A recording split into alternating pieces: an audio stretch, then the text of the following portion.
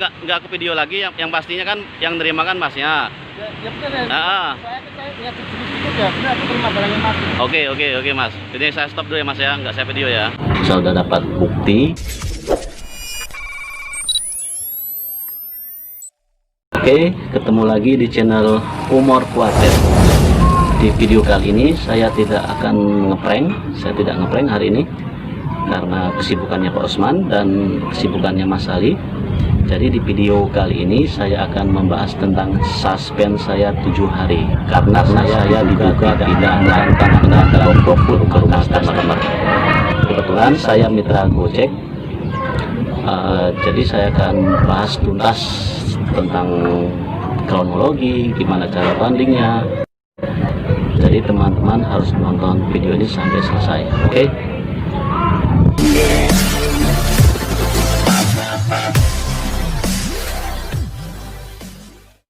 Oke, saya akan sedikit cerita tentang kronologinya gimana. Jadi sebelum saya ceritakan, kalian subscribe dulu. Nggak baiknya kalian subscribe karena subscribe itu gratis, nggak bayar loh. Oke, jadi kronologinya seperti ini.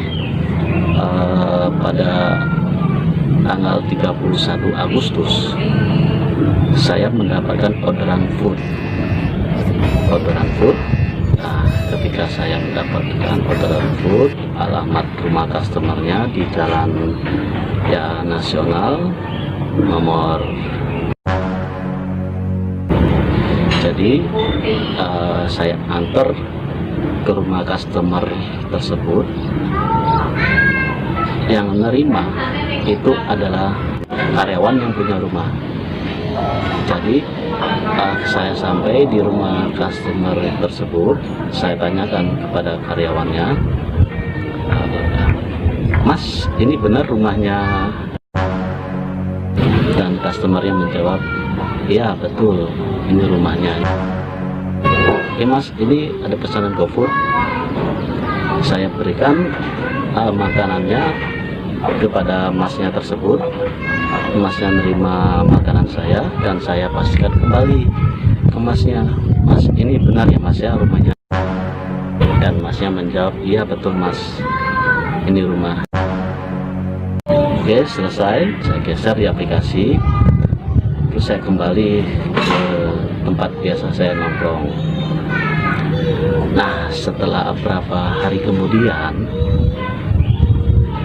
malam jam 8 malam, kira-kira pukul jam 8 malam, saya dapat notifikasi dari aplikasi Gojek saya bahwa saya terkena suspend selama 7 hari karena diduga tidak mengantarkan pesanan customer. Nah, setelah saya baca notifikasi tersebut, saya sangat, loh kok ini bisa terjadi? Dan saya cek di aplikasi saya dan ternyata saldo saya berkurang sebesar 81.500. Wow, ini yang saya tidak terima karena saya bekerja dari pagi sampai sore sampai malam. Orang tua lu kerja keras dari pagi sampai malam buat sekolahin lu biar sukses. Saldo saya berkurang karena saya diduga tidak mengantarkan pesanan tersebut. Nah, saya lihat di riwayatnya saldo terpotong to refund dengan kode booking, kodenya F sekian. Saya cek riwayat ordernya di aplikasi, saya cek ketemu, ternyata customer ini yang komplain karena saya diduga tidak mengantarkan pesanannya. Untungnya saya masih ingat, ini customer ini yang menerima adalah pembantu ataupun karyawannya yang menerima makanan saya. Nah, untungnya saya masih ingat, dan akhirnya ketika itu saya bingung, saya harus melakukan apa. banding. Oke, saya udah banding. Setelah saya mengajukan di aplikasi ada banding, saya ajukan banding. Berapa menit kemudian langsung alhamdulillah banding saya diterima oleh pihak Gojek. Banding saya diterima, Anda berkesempatan kembali untuk mendapatkan orderan. Begitulah isi bandingnya. Alhamdulillah banding saya diterima. Dan akhirnya saya pada malam itu saya menghubungi teman saya, sesama mitra Gojek juga. Hey bro, halo bro, maaf bro, ini saya dapat notifikasi saya disuspend selama 7 hari. Terus saldo saya berkurang. Itu kamu pernah ngalamin nggak? Itu caranya gimana agar supaya saldo saya kembali? Oke, banding saya udah diterima, cuma saldo saya yang belum kembali. Nah, teman saya menjawab, ya coba deh kamu datangin tuh ke rumah customer yang kamu anterin foodnya, kamu datangin, kamu selesaiin, kamu bicarakan lagi. Oke, itu solusi dari teman saya. Dan saya hubungi lagi ke teman saya satunya. Setelah saya hubungi teman saya satunya, saya hubungi, halo bro, saya ngalamin ini nih, saya ngalamin suspend 7 hari, terus saldo saya berkurang. Kamu pernah ngalamin nggak? Itu caranya gimana agar saldo saya kembali? Setelah saya menghubungi teman saya satunya, dia berkata begini, alamat customernya di mana? Di jalan ini bro. Oh, aku juga pernah, kata teman saya juga pernah mengalami suspend seperti ini di alamat yang sama. Ternyata katanya sih di alamat yang sama, di jalan ini, nomorin toh. Saya tanya lagi, terus kamu gimana solusinya? Ya udah, kata teman saya, ya udah sharein aja bro, ini saya suspend 7 hari. Loh, kenapa kamu nggak banding bro? Saya biarin aja. Loh, saya ketawa tuh. Katanya, kok kamu nggak cerita ke saya? Saya tuh mau cerita, cuma saya malu, katanya. Aduh, saya ketawa. Yaudah bro, terima kasih bro atas solusinya bro. Akhirnya saya matiin telepon saya berpikir bro, gimana supaya uang saya bisa kembali. Nah, setelah saya berpikir panjang, akhirnya saya besok paginya ke rumah customer. Jadi sebelum saya ke rumah customer tersebut, sebelum saya datangin, saya berpikir saya mau mengambil keputusan apa nih? Apakah saya mencari siapa yang mesen atau meminta pertanggungjawaban ke siapa? Jadi saya mikir, karena saya membawa nama besar Gojek di sini. Ketika saya pakai jaket Gojek, saya bekerja sebagai mitra Gojek. Jadi saya harus berbicaranya harus hati-hati. Kalau tidak hati-hati, saya nanti takutnya menuduh orang. Nah, jadi sebelum saya ke rumah customer, saya berpikir panjang dulu apa yang harus saya lakukan agar tidak terjadi konflik yang tidak kita inginkan ataupun fitnah. Jadi saya berpikirnya begini, ketika saya ke rumah customernya tersebut, untungnya saya ketemu masnya yang menerima orderan saya kemarin. Nah, saya datanginlah tuh ke rumah customernya, ketemu masnya, dan saya bilang, mas, kamu masih ingat saya nggak? Oh iya, ingat mas, kemarin saya mas yang mengantarkan orderan ke rumah masnya yang menerima makanan saya. Oh iya mas, saya ingat sekali. Customernya, masnya tersebut masih ingat dengan saya. Itu alhamdulillahnya masnya saya. Nah, ketika saya tanyakan, mas, mohon maaf mas, ini saya kesuspend 7 hari dan saldo saya berkurang sebesar 81.500. Saya minta pertanggungjawabannya. Oh sebentar mas, masnya menjawab, oh sebentar mas, saya ke belakang dulu buat nemuin yang punya rumah. Terus akhirnya dia ke belakang nemuin yang punya rumah, terus dia ke depan lagi nemuin saya. Katanya begini, mas, mohon maaf mas,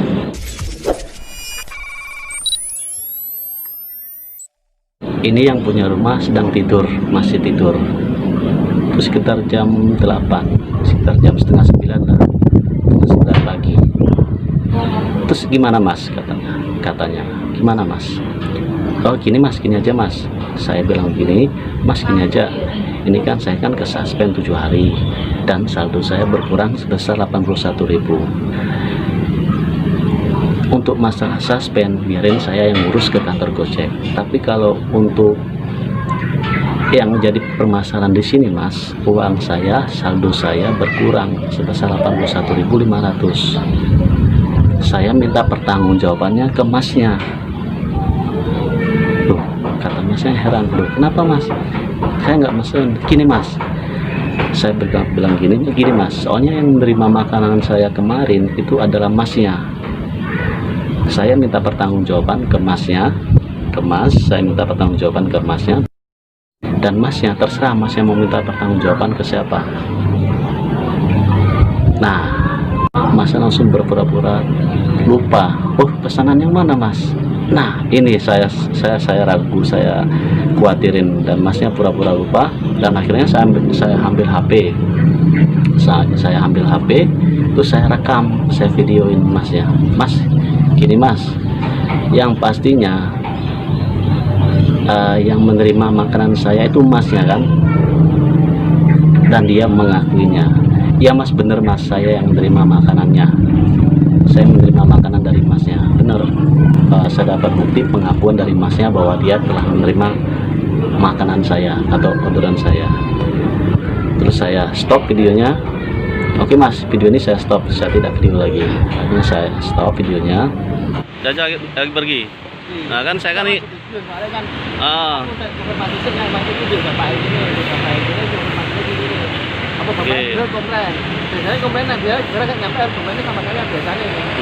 Enggak mas, masalah lagi. Ini kan aplikasi dia komplainnya. Nah iya, dari sini biasanya barang nggak capek kan, ada dia pasti bisa nggak capek. Pertanyaannya biasanya saya, ada juga maksudnya. Oke, ini enggak aku video lagi, yang pastinya kan yang nerima kan masnya. Ya benar ya. Saya lihat di situ ya, benar aku terima barangnya mas. Oke mas. Jadi saya stop dulu ya mas ya, nggak saya video ya. Saya sudah dapat bukti bahwa yang menerima masnya, dan masnya bilang begini, gini aja mas, saya minta nomor WA-nya, nanti saya hubungi masnya, soalnya nih yang punya rumah masih tidur. Saya kemarin mas, katanya begini, kemarin itu setelah saya menerima makanan dari masnya, saya taruh di atas meja makanannya. Jadi selama corona ini, selama pandemi ini, kalau ada pesanan GoFood itu makanan ditaruh di atas meja, jadi kita tidak bertemu dengan yang punya rumah, katanya seperti itu ceritanya. Nah oke mas, setelah itu oke, saya minta nomor WA masnya. Nah ketika berapa jam kemudian yang punya rumah nelfon saya, mas, halo mas, ini saya mas, itu gimana mas ceritanya? Gini bu, waktu kemarin saya dapat pesanan GoFood, saya antar ke rumah ibu. Nah saya tidak menuduh, saya tidak bilang saya mengantar pesanan ibu, saya tidak bilang begitu, karena saya harus hati-hati cara bicaranya, karena saya membawa nama besar Gojek. Nah ketika ibunya marah-marah, ibunya teleponnya pas waktu langsung marah-marah, mas saya tuh hari tanggal ini saya tuh nggak mesen GoFood, saya di luar kota, saya nggak mesen GoFood. Gini bu, saya ceritakan dulu kronologisnya gimana. Jadi kronologisnya begini bu, jadi tanggal 31 Agustus saya mendapatkan orderan food, alamat pengirimannya itu di alamat rumah ibu. Itu sudah dibayar bu pakai GoPay, sudah dibayar pakai GoPay. Nah jadi setelah saya antarkan makanannya ke rumah ibu, itu yang menerima karyawan ibu, namanya. Nah setelah dia terima, saya tanyakan ke mas, ini bener rumahnya? Betul mas, ini rumah. Nah begitu bu, mas sudah menerima makanannya. Setelah saya mau selesaikan orderan, saya pastikan kembali ke mas, ini betul ya mas ya rumah? Dan mas juga bilang betul. Oke, Oke mas, makasih mas. Akhirnya saya selesaikan bu orderan saya kembali lagi ke tempat tongkrongan saya, dan ibunya bilang begini, ibunya marah-marah lagi, mas, yang namanya saya itu tidak ada yang namanya ibu, yang namanya nama di aplikasi itu bisa digonta-ganti. Gini aja bu, saya bilang begini, bu, gini aja bu, saya tidak menuduh ibu yang memesan, dan saya juga tidak minta pertanggungjawaban ibu. Yang saya minta pertanggungjawaban di sini adalah mas, karena yang menerima makanan saya, dan semua bukti sudah jelas ibu, semua bukti sudah lengkap, dan sudah saya video, dan sendiri sudah mengakuinya bahwa dia telah menerima makanan saya.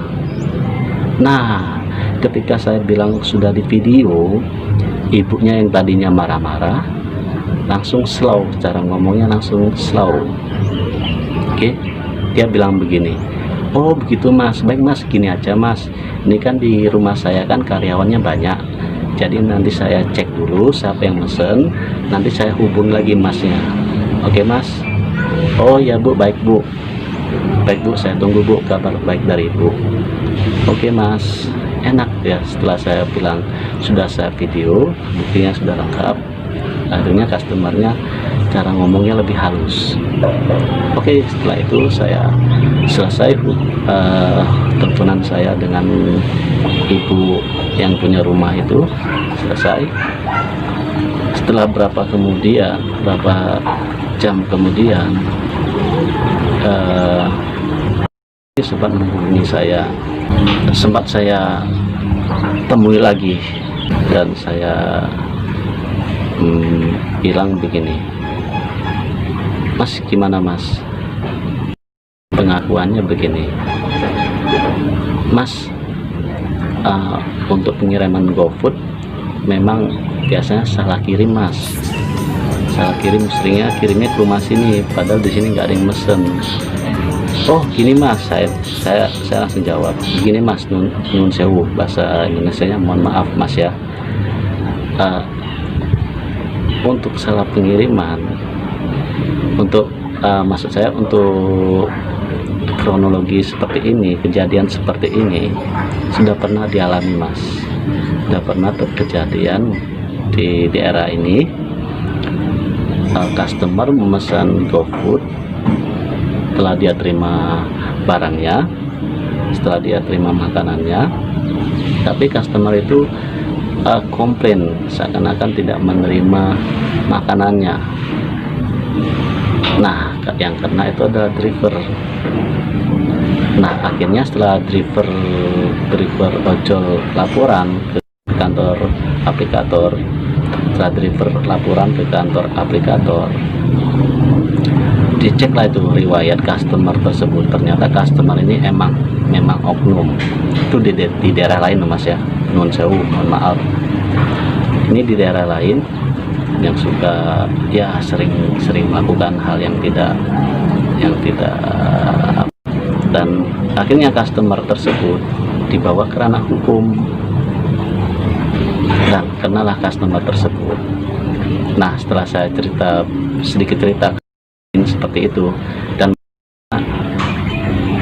memberikan alasan lain lagi, oh gini mas, sebenarnya yang mesen orderan food ini adalah anak kecil yang memesan order food kemarin, dan orang-orang di sini, orang-orang di rumah sini nggak ada yang tahu bahwa anak ini memesan food. Nah begitu ceritanya. Duh, saya dalam hati loh, kok masnya kok ceritanya kok mencela-mencela, berbeda-beda.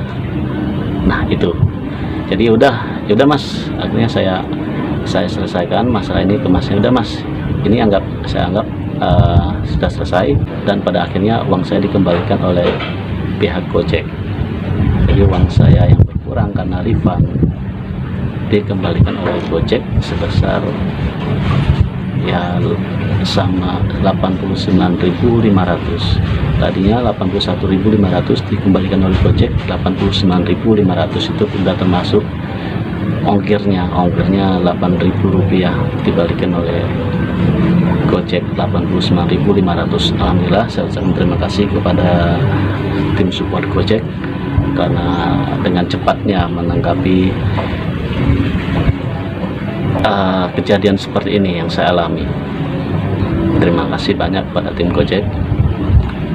Oke, jadi kesimpulannya begini teman-teman. Apa yang saya khawatirkan di sini, ini untungnya kejadian seperti ini yang saya yang alami.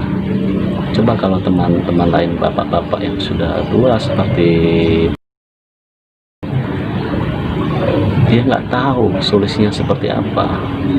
Takutnya orang-orang driver ojol seperti ya mohon maaf sudah nggak paham tentang cara bicara, mungkin asal gimana, takutnya akan terjadi pembicaraan yang mengandung tuduhan. Ketika saya pernah minta pendapat ke teman-teman ojol, bro, kalau kamu mengalami hal seperti saya, apa yang kamu lakukan? Katanya sih, saya akan mencari siapa yang memesan. Nah, itu sebenarnya tindakan yang salah. Ketika kamu mencari siapa yang memesan, itu akan blunder lagi, bro. Muter lagi, blunder lagi. Padahal yang menerima makanan itu orang ini, si A. Ketika kamu mencari siapa yang memesan, bahkan si A ini akan berkata, mas yang memesan tuh ibu ini. Kita mencari ibu ini juga bakalan susah, nggak bakalan ditemukan, karena ya ibu yang punya rumah, mungkin siapa yang punya rumah itu pasti sibuk dengan kesibukannya, mungkin keluar kota atau keluar negeri atau kemana. Itu nggak bakalan ketemu, akan menjadi blunder lagi dan masalahnya tidak akan selesai. Nah, logikanya begini, ketika kamu mengalami hal seperti saya, orderan yang diduga orderan food tapi kamu diduga tidak mengantarkan orderan tersebut, kamu ingatlah makanan tersebut kamu berikan ke siapa. Kamu ingat itu. Pertama, kamu ingat itu siapa yang menerima makanan tersebut. Intinya orang yang menerima makanan tersebut, si A misalkan, si A menerima makanan kamu, udah itu yang bertanggung jawab. Jadi minta pertanggungjawabannya orang yang menerima makanan tersebut, bukan yang menerima, bukan yang memesan. Kalau kamu minta pertanggungjawaban yang memesan, itu akan blunder lagi kejadiannya. Karena ya masalah HP, orang siapa aja bisa mesen lewat HP, siapa saja bisa mesen. Mungkin aja pembantunya sendiri yang memesan, mungkin aja yang emang benar orang yang punya rumah, mungkin aja ya emang betul anak kecil yang memesan. Nah, kita kan nggak pernah tahu. Kalau kita mencari siapa yang memesan, nggak bakalan ketemu, karena lewat aplikasi, lewat HP yang memesan ini. Nah, logikanya kalian cari orang yang menerima makananmu, yang menerima orderanmu. Nah, itu yang harus kamu minta pertanggungjawabkan. Terserah orang yang menerima orderan ini, yang menerima makanan ini, mau minta pertanggungjawaban ke siapa, terserah. Karena yang pastinya orang yang menerima makanan kamu itu orang ini. Udah, kamu minta pertanggungjawabannya ke orang ini. Kamu minta pertanggungjawaban ke orang ini, biarkan orang ini yang minta pertanggungjawaban siapa yang memesan, karena dia pasti tahu siapa yang memesan, agar tidak terjadi fitnah atau tuduhan seperti itu. Oke, demikian sedikit cerita dari saya tentang kisah nyata yang saya alami.